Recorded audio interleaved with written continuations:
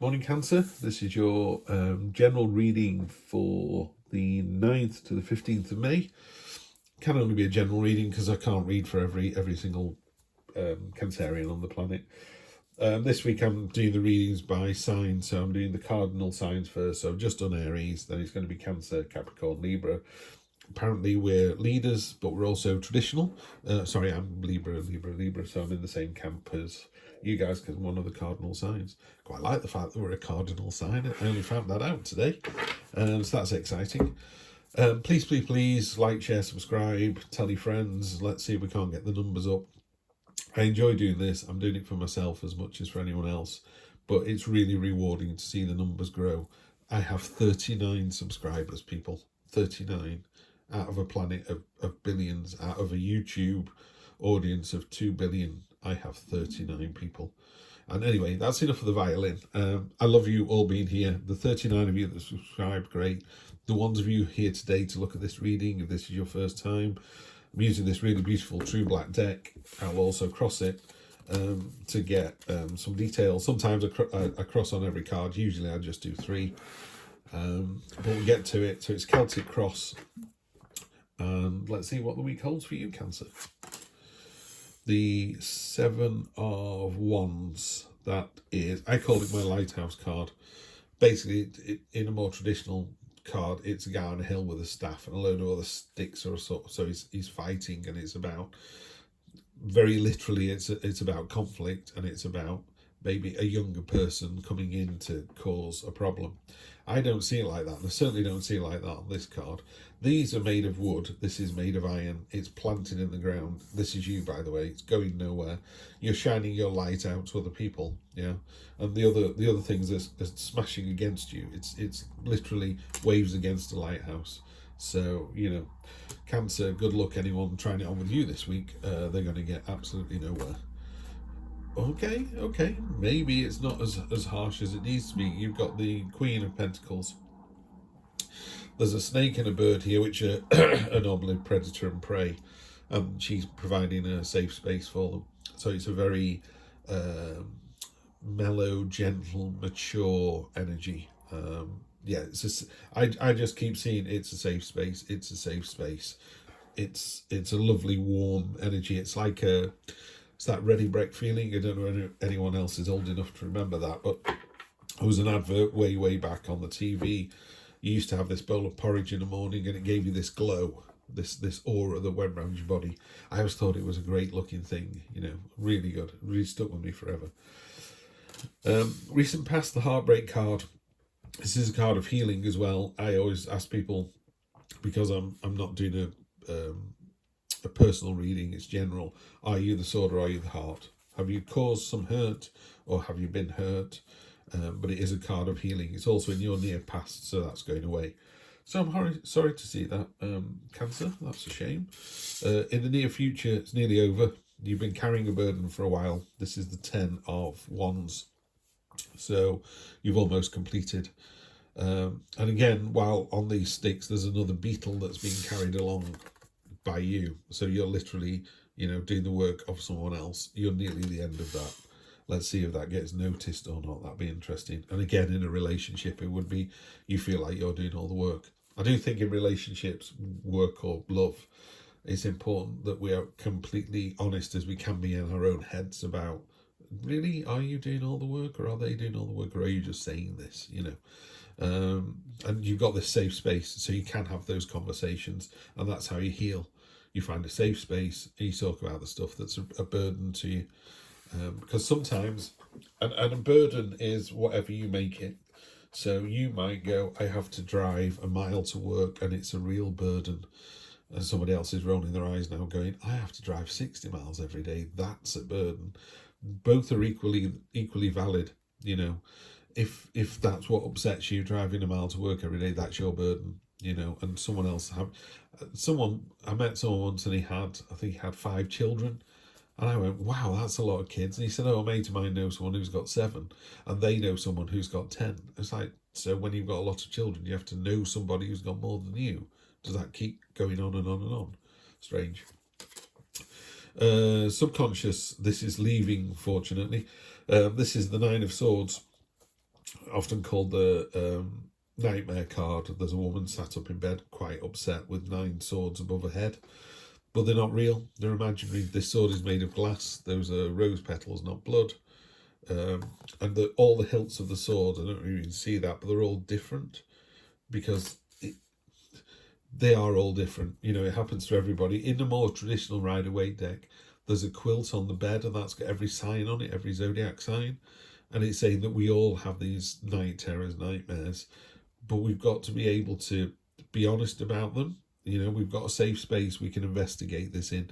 Chances are the nightmare is worse than the reality. Chances are it's a dream. Yeah. Stay flexible, adaptable. This is 2 of Pentacles. That ferret's really agile and he's balancing precariously, but he can do it all day. What he does say is, while you're in this sort of flexible mindset at the moment, it can't last forever. You do need to move on to something. Oh, lovely card. King of Pentacles. He's got the antlers above his head for stamina and tenacity. I love the word tenacity. You know, I'd like to look it up more often than I do to remind me of all the other words that go with it. But someone who's tenacious, you know, sometimes you see it in a dog. The dog will not give up that toy. You know, it bites onto it with all, and it's all 4 legs are dug into the ground. He's wagging his tail quite happily because he's having a load of fun, but it is not giving up. You know, that is tenacity. That's real tenaciousness. So here, this is a great energy to have. It's the entrepreneur energy. If you're in a relationship, it's the driving force. You know, he's got a hammer here, so it's like, this is what I use to make these gold coins. Here's what I made earlier. I have a lot. You know, it's how cool am I? You know, and again, it's not about being male or female. This is just a masculine energy. Really, really good energy to have in your situation. This is how you see the situation. This is how other people see it. Knight of Swords. Knight of Swords is a great energy if it's been used in the right way. He's got 2 swords and no shield. As he's coming in, all these messages getting cut up. It's a bit like a bull in a china shop. You know, he's a bit like, whoa, what a great idea. Let's go to the zoo. And he gets in the car and you're like, it's going to rain. You haven't got a coat. You haven't taken any lunch. You've not got your card with you. You haven't got your phone with you. Just come back into the house, reset and do it again. So that's how other people see the situation. So you could be going, I'm great, I've got the stamina and tenacity, I can show people what I can do, I'm an entrepreneur, let's go, go, go. And this energy is great for that. If it's positive, it's like, oh yeah, he's really going for it. All sword cards come with that little tempering message, which is, you know, it's a sword, be careful, you don't cut yourself on it. So, and be careful of other people's feelings as well. It can be a bit, yay, let's go to the zoo. And the other 3 people in the group are going, we just wanted to stay in and play a board game, you know. And they might go to the zoo, they might have a fabulous time, they all go, what a great idea, you're amazing. Or they might go, I wish we stayed and done a board game. So, you know, just be careful with that energy, that you're using it the right way. Hopes and fears, the 4 of Pentacles card of, we had this previously with Aries.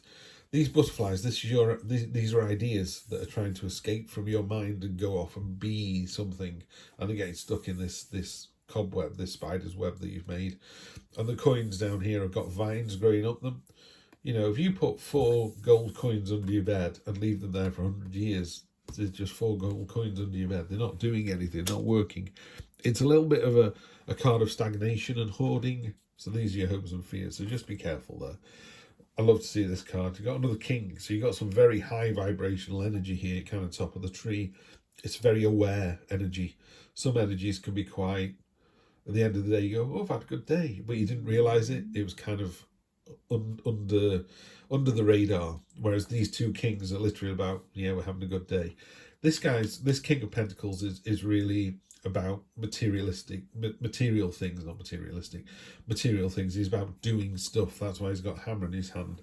This fella, the King of Cups, is all about the emotions. So literally at either end of this staff, you kind of bookended it with 2 great energies. You've got the very doing, roll your sleeves up, get on with the energy, and you've got the really thoughtful, caring, let me think about it first. Because this guy can sometimes go off and go, you know, as an entrepreneur, let's do it. And same with the Knight of Swords. Whereas this fella's, you know, I call him a cool cat.